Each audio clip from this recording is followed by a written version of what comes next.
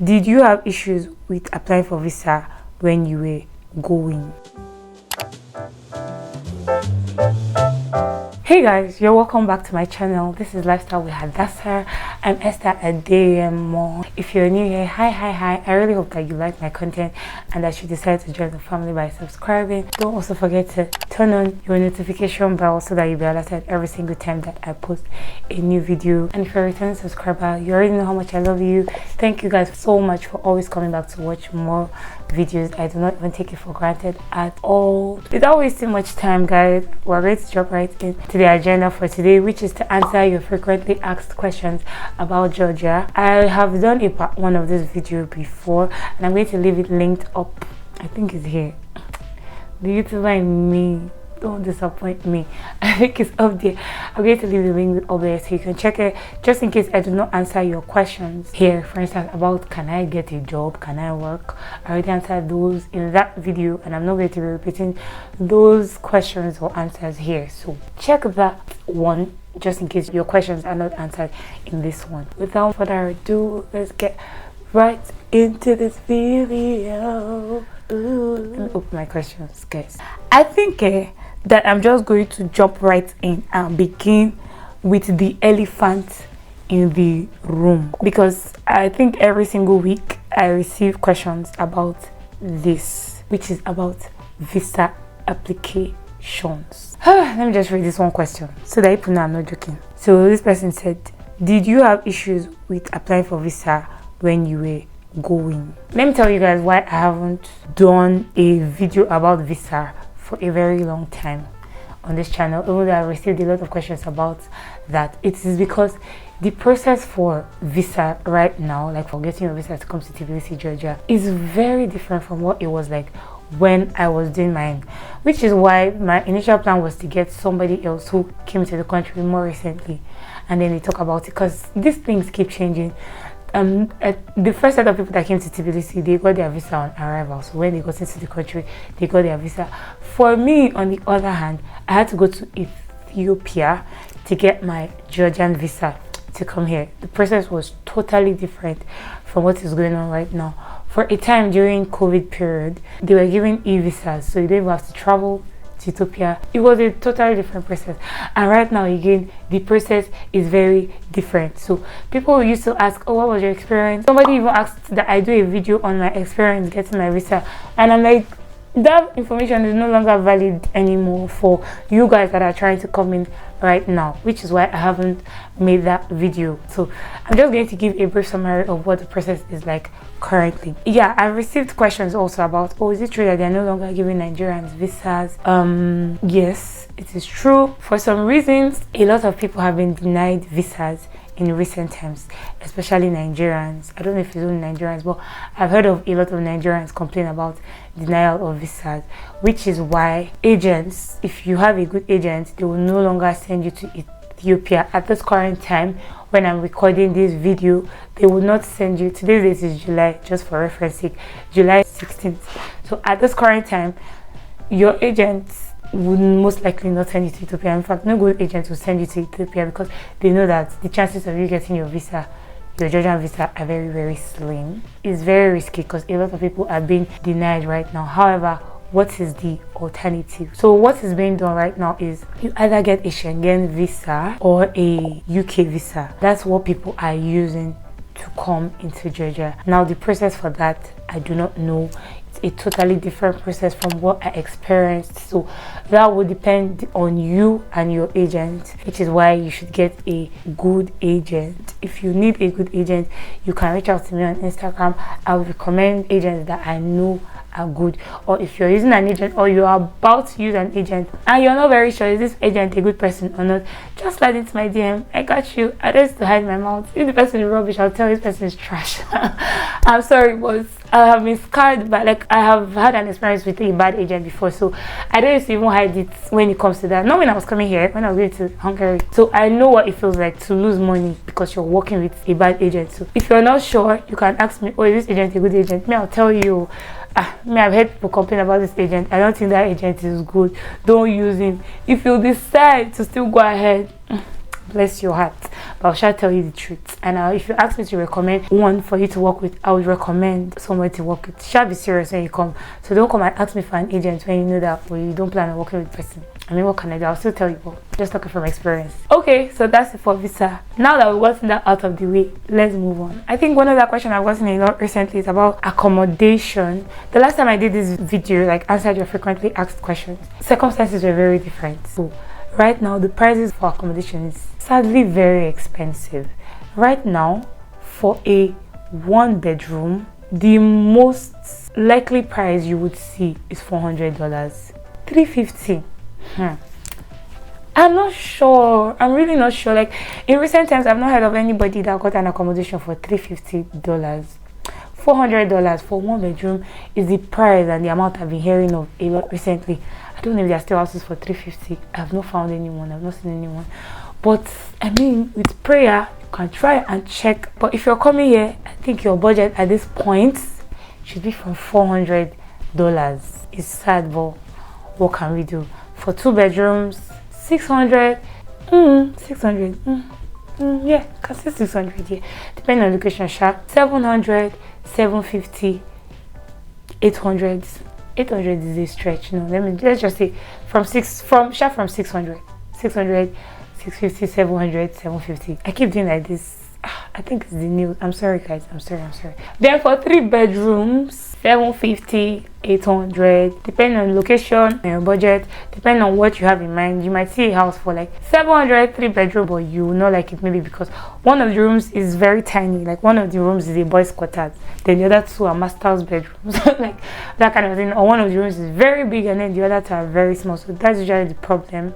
I'm getting information that if I apply directly, yeah, this was the question that I got, that if I apply directly, I won't get a visa, that I have to get a UK tourist visa, yeah, which is what most people are doing now. Then come to Georgia with it and change it to a student visa. Yeah, God bless you, my dear. That's true. So even after you get the other visa from the other country that helps you come here, when you come here, you still have to apply for a Georgian visa. After you apply for a Georgian visa here, the chances of you getting here is very high, like because you're already here. Then you now apply for the residency. By the way, please guys, you have to apply for your residency. You cannot stay in Georgia with a visa. Like, I don't think there's any visa that lets you stay in Georgia without applying for residency here. No, I don't think so. You should have to apply for a residency because many people come here without knowing. They just think that they just need their visas and then they can come here and then stay for 1 or 2 years or how long they want to stay. No, you have to apply for your residency. You have to apply to get your residence card. That is what gives you the privilege to stay here for as long as the residency is valid, because many times like the visa would last for maybe just 3 months or 2 months or 1 month depending. So you need your residency or your residence card to actually stay here for longer, and depending on how many years they give to you on the residence card. The next question, Schengen visa. Can you come here with a Schengen visa? Yes, you can come here with a Schengen visa. Again, I said it already, either a UK visa or a Schengen visa. So if you already have the Schengen visa of another country, sure, you can use it to come here. Then when you get here, you apply for a Georgian visa, then apply for the residency, like the Georgian residence card. So this person says, how suitable is the country for foreigners? I already talked about this in my last video. Yeah, when somebody asked about racism. It's okay. I already talked about that. So let's just move on. The reality of studying and working. I talked about that before. How is it to get a job after studying? So don't come to Tbilisi, Georgia in the hope that after I study medicine for 6 years, I'll get a job in the hospital and start working in one of the hospitals. Don't even do that to yourself. They don't really give a lot of foreigners here jobs because they're still trying to give their own citizens the jobs that are available, the little job opportunities that are available. So as a foreigner, the chances that you get a job here is very, very slim, very tiny. I mean, there's nothing that is impossible. That should not be your priority, so you'll not be disappointed if it happens, but that should not be your priority. Also, somebody asked me a question about scholarships. I don't really know about scholarship programs here. I know my school offers a kind of discount, but you already have to be a student of the school, and if you get above a certain GPA, I think after your first year and you're able to maintain it, they give you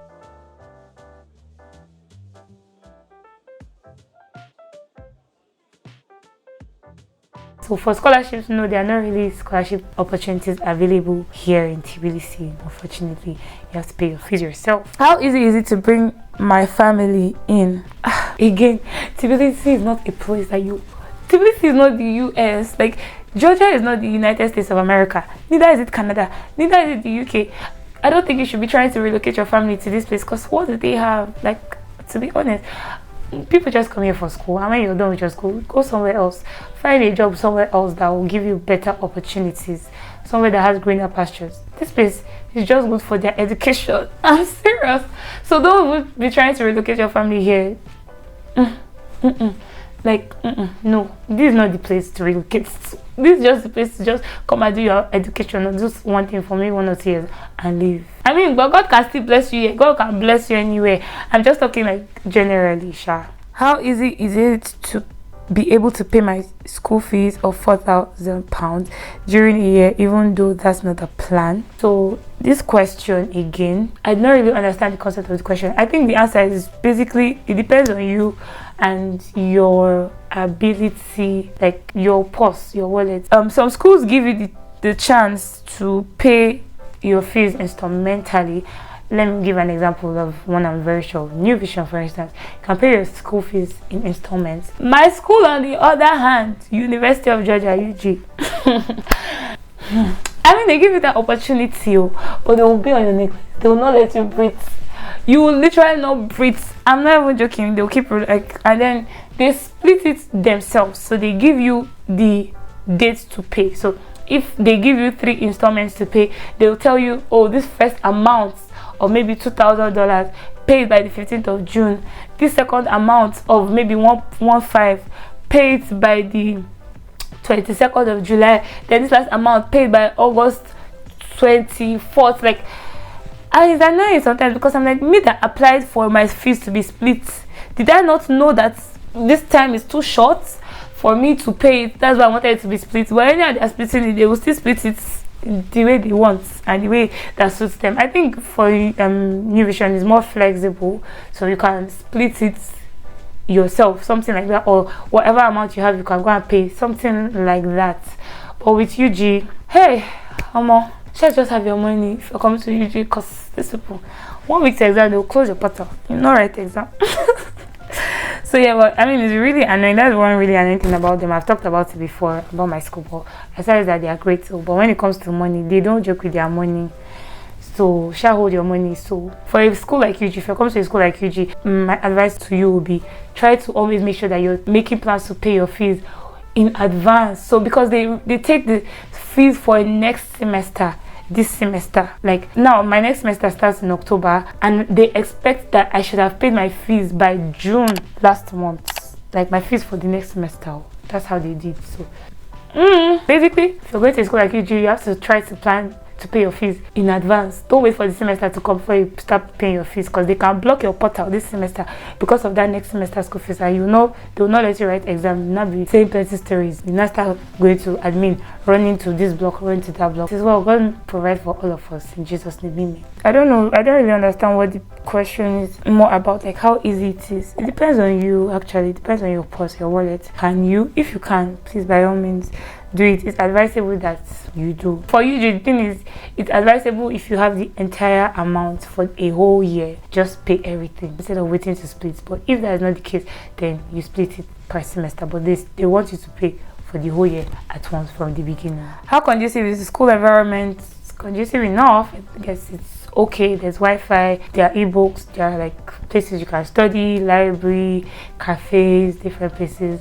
The city is quiet enough for studying. Like, I mean, it depends on your area, sure, but it's quite conducive. Yeah. Can I know your reading pattern? Do I have a reading pattern at this point? So my reading pattern actually changes. Like, it changes. I feel like it has changed over the years. When I was in my basic years, I used to jot a lot. And my jottings are very annoying, because my jotting is more comprehensive than the notes or the presentation of the teacher. And I'm just like, Esther, this is not how to jot. You need to learn. And somebody told me something when I was in Hungary reading my foundation year, that the higher you go, you will learn how to jot correctly. Because then I used to think that, oh my god, I have too much work, and then I'm basically copying everything. I really need to learn how to jot. I'm basically copying everything that was in the textbook or in the slides back into my notes, and I was calling that jotting. I don't know how to like highlight points because I feel like everything is important. But now as I've gotten higher, hey, where's the time to jot like that? Like the workload is a lot, it's bulky.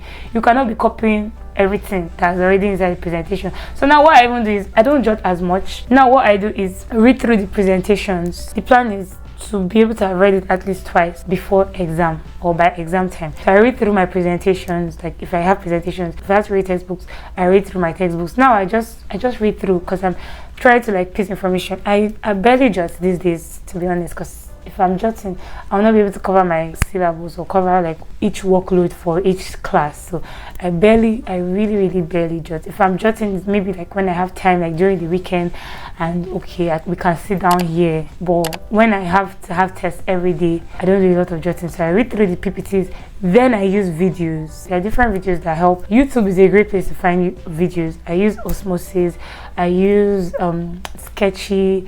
For some specific courses, there are some specific channels on YouTube that you can check. So yeah, I mostly use videos and reading through presentations if there are presentations. Also, if you attend your lectures, it helps too. I don't even attend as much lectures as I should, so I try to attend my lectures when I can. Some other times, just pure laziness.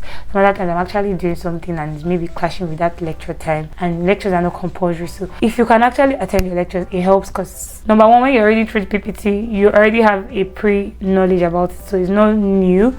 So you're basically piecing pieces, maybe things that you don't get during the class, things you don't hear a teacher say, you're piecing them together. And again, there's power in repetition. Like one thing about medical school is the need for repetition. You need to repeat your materials as much as possible. So imagine you already attended the lecture, so that's one time you've heard it. Then you read through the PPT, that's the second time. Then you watch videos on it again, that's the third time. By the time exam is coming, you're refreshing your mind. So that's the fourth time. So you've gone over it like 4 times.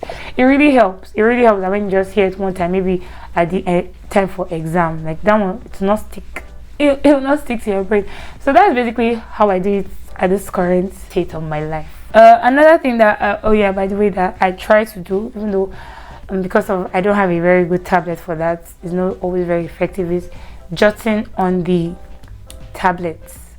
Yeah. So like if I'm let's say because I can't do that on my laptop, but if I'm using my laptop, my tablet to study, I'll just jot or highlight things on the tablet. So I'm saving time and I don't have to be jotting, transferring afresh, writing long sentences into my notes. I just highlight or jot things down on the tablets. If you have an iPad, that would be very great, or a good tablet that works like maybe with a pen and stuff, that would be very great for you. So yeah, I just told you that if there's one thing you would ask, that should you get a tablet, will actually be a good investment. In the long run, you realize that a tablet is a good investment for you, so you don't have to be writing long notes. If you're in your foundation years or in your basic years, one other thing I can recommend for you to do, which helped me when I was doing anatomy, physiology and stuff, especially anatomy, is to print out the papers. So if you don't have a tablet, print out the papers, because the thing with anatomy is you need the diagrams. Like you cannot just read anatomy, you need to see the diagrams, you need to see the pictures, because even when I'm trying to read over my jottings, I still need to go back to the textbook to see how this thing looked, where this bone was and all of that. So we started printing out they used to give us chapters to study, pages actually, so maybe from page 445 to 473, something like that.